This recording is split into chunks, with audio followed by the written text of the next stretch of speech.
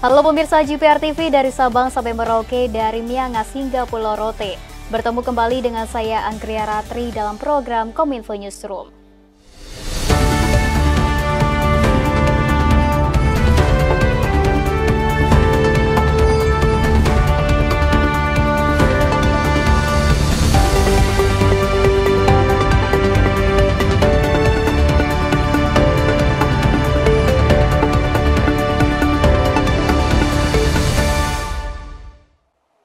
Pemirsa, hari ini Presiden Joko Widodo memberikan arahan kepada para menteri dan pimpinan kepala lembaga saat memimpin sidang Kabinet Paripurna di Istana Negara Jakarta.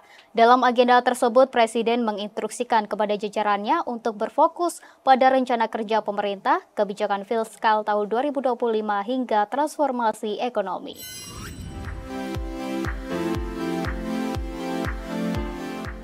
Presiden Joko Widodo memimpin sidang Kabinet Paripurna di Istana Negara Jakarta Senin 26 Februari 2024.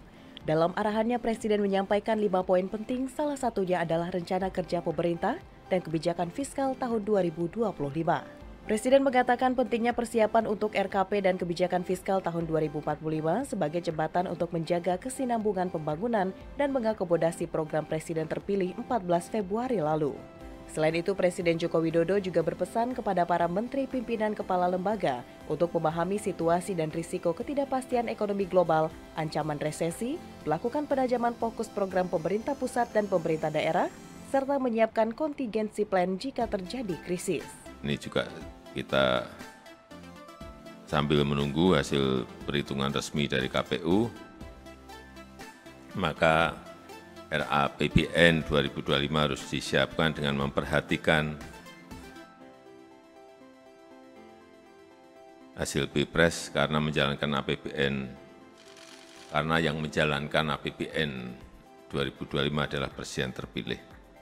Transformasi ekonomi yang telah kita jalani selama 10 tahun terakhir harus terus berlanjut, sehingga kebijakan fiskal harus mendukung keberlanjutan transformasi ekonomi. Presiden Joko Widodo resmi menambah anggaran pupuk pada tahun 2024 yang semula 4,7 juta ton naik menjadi 9,55 juta ton. Menteri Pertanian Andi Amran Sulaiman menyebutkan kenaikan anggaran ini dilakukan untuk mendorong produktivitas pangan. Menteri Pertanian Andi Amran Sulaiman usai mengikuti sidang Kabinet Paripurna di Istana Kepresidenan Jakarta menyebutkan Presiden Joko Widodo menambahkan anggaran pupuk pada tahun 2024 yang semula 4,7 juta ton naik menjadi 9,55 juta ton. Kenaikan anggaran ini dilakukan untuk mendorong produktivitas pangan. Tak hanya itu, pemerintah juga membuat kebijakan untuk pupuk non-subsidi, yakni pemerintah akan menekan harga jual pupuk untuk petani. Tak hanya itu, pemerintah juga akan mempermudah distribusi pupuk untuk petani. Beberapa program yang digencarkan hingga saat ini adalah petani boleh mengakses pupuk subsidi hanya dengan kartu tani ataupun KTP.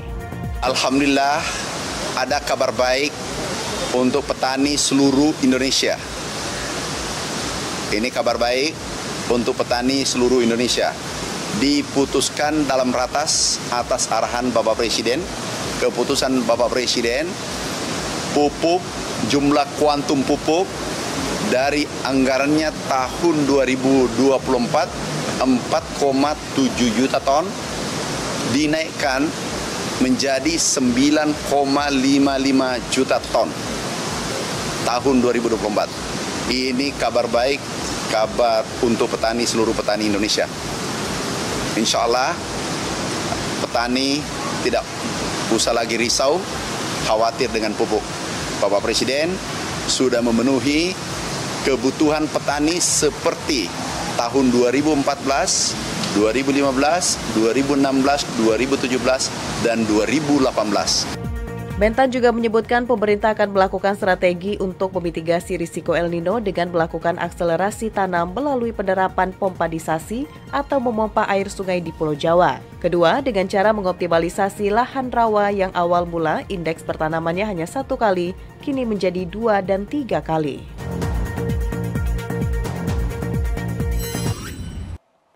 Pemirsa, dalam sidang Kabinet Paripurna hari ini, Presiden juga telah menyepakati rencana kerja pemerintah dan kerangka ekonomi makro dan pokok-pokok kebijakan fiskal pada tahun 2025.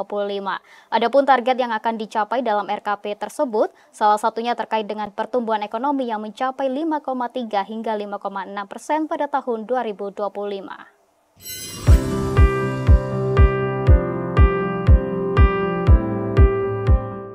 Presiden Joko Widodo memimpin sidang Kabinet Paripurna di Istana Negara, Jakarta pada Senin 26 Februari 2024. Dalam sidang Kabinet tersebut, Presiden menyepakati rencana kerja pemerintah dengan tema akselerasi pertumbuhan ekonomi yang inklusif dan berkelanjutan, serta penyusunan kerangka ekonomi makro dan pokok-pokok kebijakan fiskal pada tahun 2025. Menteri Perencanaan Pembangunan Nasional atau Kepala Bappenas Suharso Manoarfa dalam konferensi persnya mengungkapkan, terdapat beberapa target yang akan dicapai dalam RKP dan kerangka ekonomi makro dan pokok-pokok kebijakan fiskal pada tahun 2025. Mulai dari pertumbuhan ekonomi yang ditargetkan akan mencapai 5,3% hingga 5,6% pada 2025, menurunkan tingkat kemiskinan yang mencapai 6 hingga 7%, hingga menargetkan tingkat pengangguran terbuka di angka 4 hingga 5%.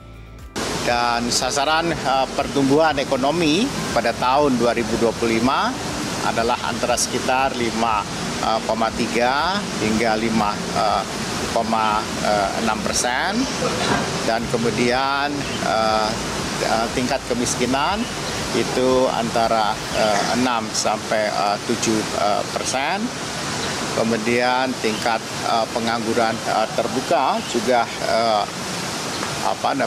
kita turunkan, mudah-mudahan bisa sampai dengan 4 sampai 5%. Kemudian rasio Gini itu di sekitar 0,37. Kemudian indeks modal manusia, kita sekarang tidak menggunakan lagi Human Development Index, indeks pembangunan manusia, tetapi adalah Human Capital Index. Dan angkanya mudah-mudahan kita bisa capai di angka 0,56.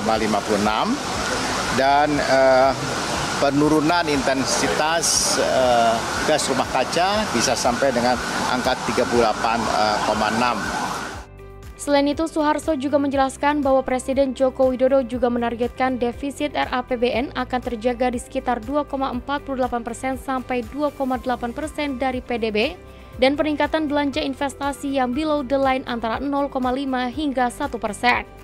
Namun, mengingat akan adanya transisi pemerintahan pasca pemilu lalu, Suharso mengatakan bahwa RKP sesungguhnya baru akan muncul setelah Komisi Pemilihan Umum mengumumkan secara resmi Presiden terpilih periode selanjutnya berdasarkan penghitungan suara seluruh masyarakat Indonesia. Pemirsa, pada tahun ini Bank Indonesia memperkirakan pertumbuhan ekonomi syariah akan tumbuh mencapai 4,7% hingga 5,5%. Pertumbuhan ini utamanya didorong oleh pembiayaan perbankan syariah.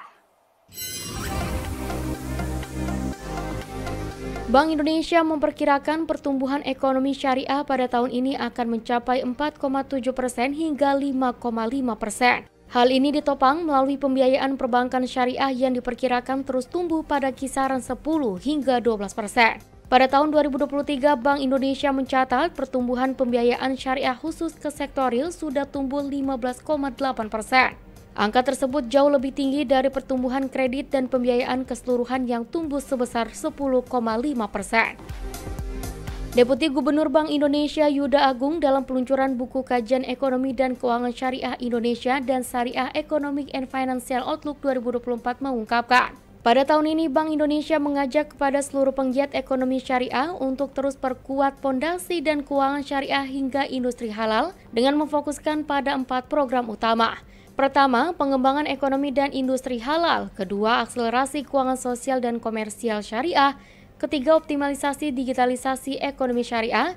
Dan keempat, yakni peningkatan literasi dan perluasan jangkauan edukasi ekonomi syariah. Pada tahun 2024 kami akan terus meningkatkan literasi eksar melalui penyelenggaraan Festival Ekonomi Syariah, FESYAR, di 3 wilayah Indonesia. Dan seperti biasanya kami juga akan terus mendorong and Scale Up Indonesia Economy Festival, ISEF, dengan berbagai kebaruan di setiap tahunnya termasuk jangkauan target edukasi yang kami harap akan menjadi semakin inklusif ke depan.